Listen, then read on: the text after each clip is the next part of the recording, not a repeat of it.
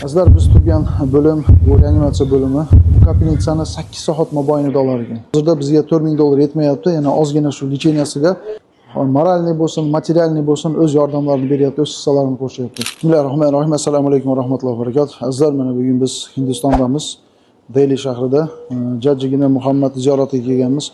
Alloh rozi bo'lsin, mana shu kungacha qo'llab-quvvatlab, mana shu farzandni shunday bir yaxshi bo'lib kelishayotganiga, shunday bir organizmlari tiklanayotganiga sabab bo'lyapsizlar. Alloh rozi bo'lsin. Mana ko'p ketib ozi qoldi. Inshaalloh yana 1-2 licheniyalari bor. Inshaalloh shunga yana ozgina mablag' yetmayapti. Mana hozirda bizga $4000 yetmayapti. Yana ozgina shu licheniyasiga inshaalloh mana shu 1-2 licheniya oladigan bo'lsa, inshaalloh uylariga qaytib ketadi. Albatta shifo Allohdan, sizlar sabab bo'linglar.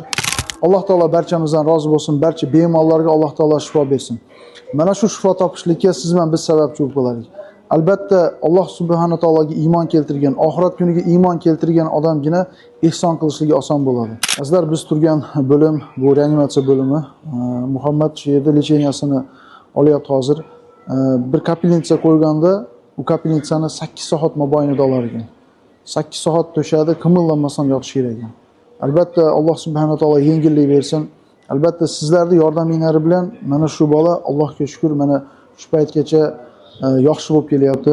Albatta mana shu o'rtada biz bir narsani unutmasligimiz kerak. Shahzoda bilan doktor Shayx Jasmuddinda ham yordamlari, hissalari ko'p bo'lyapti. Alloh rozi bo'lsin, o'zlarini har taraflama yordamini beryapti. Moralniy bo'lsin, materialniy bo'lsin o'z yordamlarini beryapti, o'z hissalarini qo'shyapti. Inshaalloh sizlarda ham mana shunday bir bemorlarga yordam berishinglarni targ'ib qilaman. Alloh rozi bo'lsin. Barcha og'riyotgan insonlarda Alloh taolo o'zi shifo bersin.